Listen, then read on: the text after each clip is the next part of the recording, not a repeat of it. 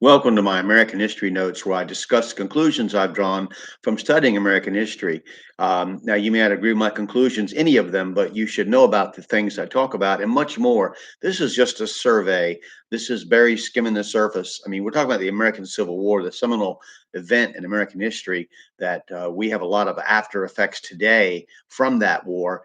And you probably know a lot more about individual things in it than I do, have developed opinions, and I hope you do. I hope you're not like some of those Americans who don't even know when it happened, who are, like, what year was that? I mean, that's sad. If you're an American, you don't know just the basics. So we're going to talk about some things about the American Civil War. We'll kind of skim through it. We're not going to do a tactical, thing of battles and stuff like that. And the general ideas I've expressed you may not agree with, but you should know about them. Okay. So that's fine. If you don't agree with me, if you put something in the comments and say, hey, you're wrong about this, or you didn't do this right, or you said this wrong, that's fine. At least you're thinking about it. And you're not just going like, I don't know anything about that. So let's begin today, what I'm going to talk about today. During the period from 1850 to 1865, there were at least 30 separate, quote, wars or major disturbances involving conflicts with Native Americans, Indians. Before the Civil War, 90% of the U.S. Army was stretched out over an area of 1 million square miles west of the Mississippi. The Army was engaged at one time or the other with Apache, Sioux, Cheyenne, Navajo, Mojave, Arapaho, Kiowa, Comanche, and tribes of the Pacific Northwest, among others. In 1857 alone, there were over 3 dozen expeditions against Indian tribes. The most serious of these, involving bad faith and murderous intent on the part of the whites, was the Sand Creek Massacre in Colorado in 1864, where militiamen attacked a village during treaty negotiations between two tribes and slaughtered 300 people, mostly women and children. A famous frontiersman, Kit Carson, was known for his war against the Navajos, which resulted in their famous, quote, long walk for 300 miles from Arizona to Fort Sumner, New Mexico, where they suffered and died in disease ridden conditions until 1868. There was a civil war in Bleeding, Kansas, quote unquote, in 1856, and the Mormon War in Utah, so doing what was becoming rapidly an independent country.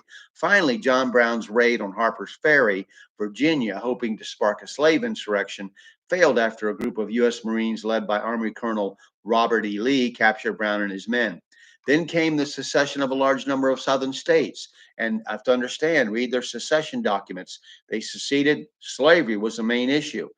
So that people will go after the war, will read what Confederate leadership said after the war. Oh, we were fighting for a constitutional government. The only thing about the Constitution they were fighting for was the right to own slaves.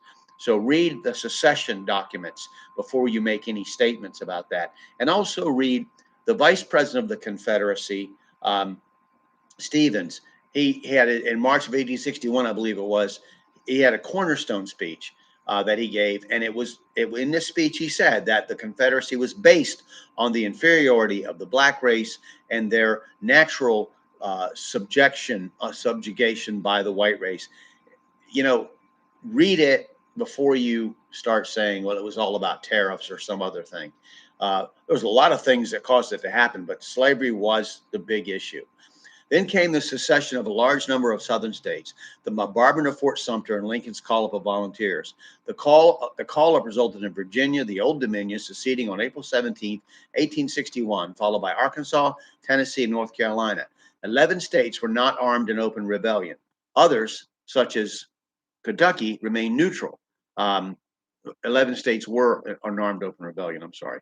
In order to form a nation, the Confederacy had only to maintain its sovereignty within its borders. That's all it had to do. To restore the status quo or the way things were, the U.S. had to invade and destroy all armed resistance. Lieutenant General Winfield Scott, a native of Virginia, devised the Anaconda Plan, called so by his political enemies in mocking, where the South would be invaded down the Mississippi Valley and blockading Atlantic ports, slowly squeezing the South to submission. This eventually became the main strategy of the Union to defeat the South. At first, though, the only part of Scott's plan adopted by Lincoln was the blockade. Although thousands of books have been written on the battles of the Civil War, and this entire notes I've done could be planned around just that subject, I'm not going to take the space or the time to go into every detail and every important figure of the war. But in order to be historically literate, there are some people you should be aware of. I'm going to try to go over events as succinctly as I can. 22 northern states, including 3 border states with divided loyalties and a population of 22 million, were lined up against 11 seceding states with white population of 5.5 million and a black population of 3.5 to 4 million. The North was industrial and agriculture. The South was so deficient in industry that had to sell its agricultural products abroad and import whatever else it needed. But the North had a huge logistical and strategic problem. The North started trying to placate slave owners in the border states, um, and trying to make, protect private property. They weren't interested in getting rid of slavery. The idea was to maintain the Union. That was the North's initial reason. And if you read, like, I have some diaries and of Northern soldiers, and they starts out with, "We're fighting to save the Union," and then eventually it's, "We're fighting to end slavery." So, things change as people are indoctrinated. But so let's not mistake the North for being some, uh, I don't know, charitable government that was concerned about the rights of black people, because black people were treated pretty horribly in the North.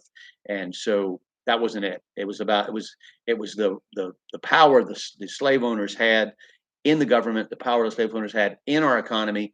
It was a huge, to the South, slavery was the pivotal issue, and to the North, they were picking away at that. Finally, this whole thing exploded, and then you have this war. Eventually, the North went from trying to placate slave owners to an era of total war, 2 separate phases of the Civil War. We're going to talk about some of the people next time, and some of the events and of the war. But I thank you for watching. I hope that some of you know a lot more about the Civil War than I do, a lot more about any of the topics I've discussed. I just hope that if you that you do know about and have opinions about these things you've developed from study. And thank you for watching.